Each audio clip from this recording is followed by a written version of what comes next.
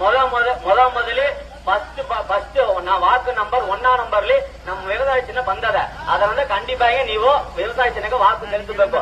முக்கியமாக நம்ம எண்ணு மக்கள் தொற்ற எப்பேற்பட்ட கொம்பனாங்க சொல்றோம் அவனை கொண்டாட்டுதா. நாம் தமிழர் பேரை வச்சு கன்னடத்துல ஓட்டு கேட்டு இருக்கீங்களா? இதே மத்த கட்சியில யாராவது பண்ணதானா ஆமா கொஞ்சம் சில கதறி இருப்பாங்க. ஆனா இந்த நாம் தமிழர் பண்ணா மட்டும் எல்லாரும் மூடிட்டு இருப்பாங்க.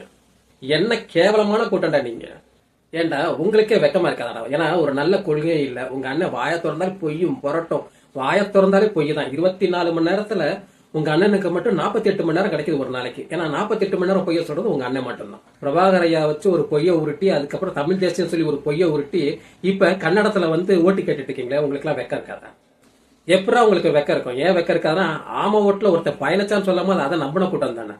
ஒரு ஆம ஓடு பரிசல் அளவு இருக்கும். பரிசல் என்ன தெரியுமா உங்களுக்கு? இந்த முதல் மரியாதையில ராதா ஓட்டிட்டு வரதான் பரிசல் அளவு இருக்கும். அந்த அளவுக்கு ஒரு ஆம ஓடு டைனோசர் காலத்துல கூட இல்ல. அதை நம்பின கூட்டம் தானே நீங்களா? இதுல ஒரு வருத்தமான ஒரு விஷயம் என்னதுன்னா, 60 வருஷமா ஆட்சி பண்ற யாருமே தெலுங்கோ கன்னடத்திலயோ மலையாளத்திலயோ யாருமே ஓட்டு கேட்டதில்ல. ஆனா இவங்க ஓட்டு கேட்பாங்க. ஏன்னா இவங்க தான் நாம் தமிழர்கள். இவங்க தான் தமிழ வாழ வைக்க போறவங்க. இப்போ ஒரு கூட்டம் ஓடி வரும். நீ தெலுங்க, நீ கன்னட, நீ மலையாளின்னு சொல்லிட்டு கதறதுக்கு. நான் தெலுங்க மலையாளி கன்னடனா இருந்துட்டு போயிடுறேன்டா.